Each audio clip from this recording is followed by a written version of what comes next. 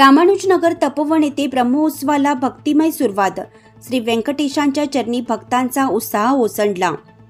तपोवन रामानुजनगर येथील श्री व्यंकटेश मंदिरात दरवर्षीप्रमाणे यंदाही 3 दिवसीय भव्य ब्रह्मोत्सव सोहळ्याला शुक्रवारी 9 मे 2025 रोजी धार्मिक विधीसह मंगल प्रारंभ झाला। परमपूज्य श्री स्वामी 1008 कमलाकांता आचार्य महाराज यांच्या पावन मार्गदर्शनाखाली सुरू झालेला हा सोहळा भाविकांच्या अपार श्रद्धेचे केंद्र ठरला। उद्घाटनाच्या दिवशी सकाळी श्री राम यागाच्या पवित्र मंत्रांनी वातावरण भक्तिमय झालं। परिसरातील आणि दूरवरून आलेल्या भाविकांनी मोठ्या श्रद्धेने उपस्थित राहून यागात सहभाग घेतला। यामधून जगत कल्याणाची भावना बळावली गेली।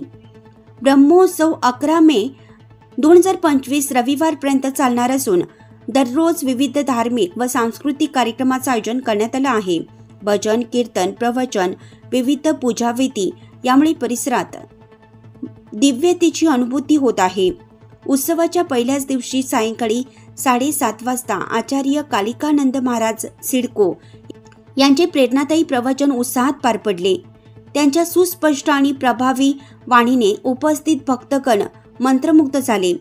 प्रवचनानंतर बोलताना कालिकानंद महाराज म्हणाले की कमलाकांता आचार्य महाराज दरवर्षी अशा सुंदर आणि भक्तिपूर्ण कार्यक्रमाचं आयोजन करतात। याबद्दल त्यांचे मनपूर्वक आभार। सर्व भाविकांसाठी अशा कार्यक्रमामुळे आध्यात्मिक उन्नती होते, आनंददायक आहे।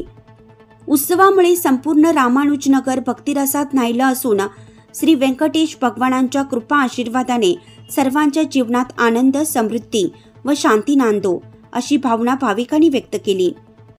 तपोवनामध्ये श्री क्षेत्र नाशिक येथे तपोवनामध्ये स्वामी श्री कमलाकांताचार्यजी महाराज यांच्या सुख सुचल अशा निदर्शनाखाली आणि मार्गदर्शनाखाली 3 दिवसीय ब्रह्मोत्सवाचं या ठिकाणी आयोजन केलंय।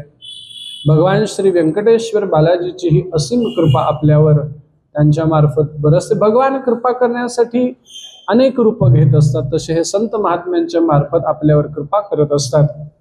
स्वामींच्या मार्फत ह्या त्रिदिवसीय ब्रह्मोत्सवाचं आयोजन केलंय।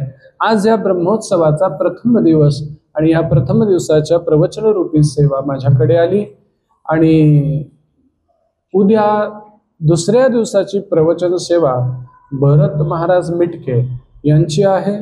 तिसऱ्या दिवसाची प्रवचन सेवा हरिभक्त परायण भागवताचार्य माधवदास महाराज राठी यांची आहे। अशी ही 3 दिवसाची 3 प्रवचने ह्या निमित्ताने या ठिकाणी घेतली आहेत। तरी सर्वांनी याचा लाभ घ्यावा असं वाटतं। खूप सुंदर असं आयोजन आहे आणि सगळं त्यांच्यासाठीच आहे। पण गंमत काय होते माहितीये का, ऐकायला 60 जेवायला 360 अशी ती एक पद्धत आहे आमच्या, म्हणतो आम्ही नेहमी ऐकायला 60च असतात, जेवायला 360 असतात। म्हणून गंमत अशी करायला पाहिजे, ज्या दिवशी भंडारा असतो, भंडारा 12 वाजता असतो ना, तर 12लाच प्रवचन ठेवायचं। तो 12 बजे बैठे पंगत तो प्रवचन चालू कर दो, तो 1 बजे तक प्रवचन, तो फिर बोले बाद में तुम खाना सब लोग, नाही का। पहिले भगवंताचे गुणगान ऐका, मग प्रसाद खाण्याचा अधिकार। पण असो जे काही आहे, प्रसादाचे अधिकारी सर्वजण आहे। महाराजांच्या असणाऱ्या कुशल मार्गदर्शनाखाली या ठिकाणी खूप सुंदर ब्रह्मोत्सवाचं आयोजन केलंय। तरी सर्वांनी याचा लाभ घ्यावा असं मंदिर समिती, महाराजांच्याकडनं आणि सर्वांकडनं मी तुम्हाला आवाहन करतो आणि या ठिकाणी थांबतो। पुंडलिक वरदाहरी विठ्ठल श्री ज्ञानदेव तुकाराम पंढरीनाथ भगवान की जय, सद्गुरुदेव भगवान की जय। नाशिक लक्ष न्यूज ब्युरो रिपोर्ट, नाशिक।